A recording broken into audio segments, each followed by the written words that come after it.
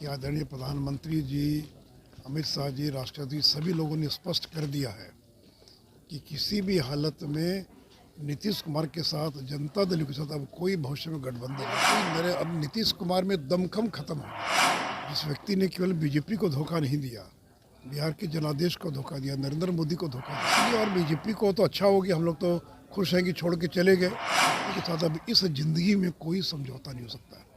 और देखिए वो तो सर, यहाँ बैठक चल रही है प्रदेश कार्यकारिणी को लेकर, कैसे 24 मिशन को सफल बनाया जाए।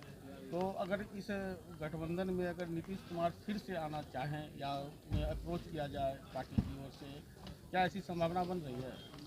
देखिए, आज विनोद तावड़े जी हमारे प्रभारी ने बड़ा स्पष्ट कर दिया कि आदरणीय प्रधानमंत्री जी, अमित शाह जी, राष्ट्रपति सभी लोगों ने स्पष्ट कर दिया है कि किसी भी हालत में नीतीश कुमार के साथ, जनता दल के साथ अब कोई भविष्य में गठबंधन नहीं हो सकता है।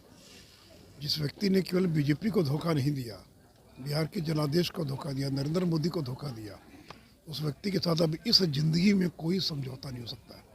और देखिए वो तो अब एक लाइबिलिटी हो गए, एक बोझ हो गए। समझौता करता जिसके बाद ताकत होती है, उनकी तो वोट ट्रांसफ़र करने की क्षमता खत्म हो गई। वो 44 सीट जीते, और जब वो तब जीते जब नरेंद्र मोदी आकर उनके पक्ष में भाषण किया, नहीं तो 15 सीट भी नहीं जीत पाते। तो इसलिए अब अब नीतीश कुमार में दमखम खत्म हो गया है। वो चाहे आरजेडी हो या कोई और हो, कहीं पर भी अब उनकी वोट दिलाने की जो क्षमता होती है वो क्षमता समाप्त हो गई है।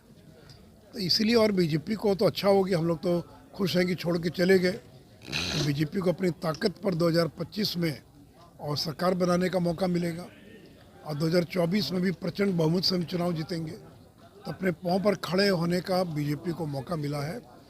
इसलिए कोई सवाल ही पैदा नहीं होता कि नीतीश कुमार या जनता दल के साथ इस जिंदगी में अब कोई समझौता होगा। सर, उपेंद्र कुशवाहा आपकी पार्टी में आना चाह रहे हैं? मेरी जानकारी नहीं है। चल लेंगे अगर वो भाजपा में आना? नहीं, मैं इसके बारे में कुछ नहीं कह सकता हूँ, क्योंकि ये मेरे स्तर का विषय नहीं है। सर, बीबीसी डॉक्यूमेंट्री जो फिल्म है प्रधानमंत्री मोदी पे, सरकार उसको नहीं करना चाहिए, जब बीबीसी से पहले भी कई लीडरों पे डॉक्यूमेंट्री बनाती है। अरे देखिए, ये तो भारत की छवि को जानबूझ करके खराब करने का इनका एक षड्यंत्र है।